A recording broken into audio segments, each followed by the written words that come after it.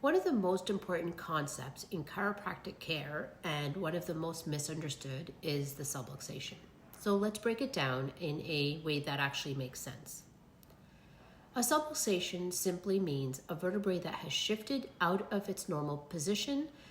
It's not a full dislocation. The bone hasn't popped out completely. It's a subtle misalignment that puts pressure on the surrounding nerves, reduces mobility in that joint, and over time begins to cause dysfunction throughout your body. Here's a great way to picture it. Have you ever worn a shoe where a small pebble got stuck under your foot? At first you barely notice it, but after an hour of walking, your foot is killing you. By the end of the day, your knee hurts, and by the next morning, your back is sore too. That's because your whole gait has been compensating for that one tiny irritant. A subluxation works exactly the same way. We have one vertebrae out of place that creates a compensation pattern throughout the entire spine. We have muscles on one side tightening up to protect the area, muscles on the other side get overstretched, the joints above and below start compensating, and over time you're dealing with symptoms that are way far removed from the original source of the problem. And you have no idea why. How do subluxations happen? They form from three categories of stress that chiropractors call the 3 T's. So we have trauma, toxins, and thoughts.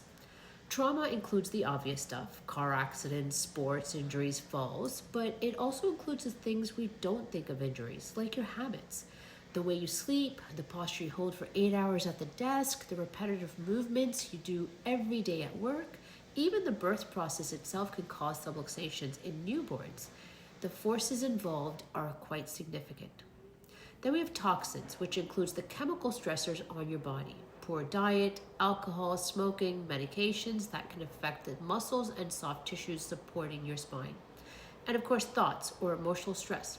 This one is the one people most often overlook.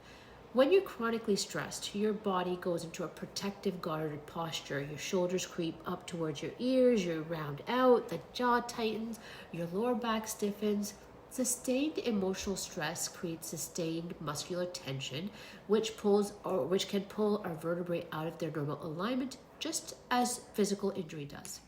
So what makes subluxations particularly sneaky is that they are often painless in the early stages. Just like cavities, we don't even realize when they start. In fact, research suggests that pain is one of the last symptoms to appear and one of the first to disappear, even though the underlying problem may still exist. This is why so many people feel fine until they suddenly throw out their back doing something completely ordinary, like bending down to pick up a pencil. The subluxation had been building for months, even years. That pencil was just the last straw, kind of like the straw that broke the camel's back. This is also why we don't use pain as our only measure of progress.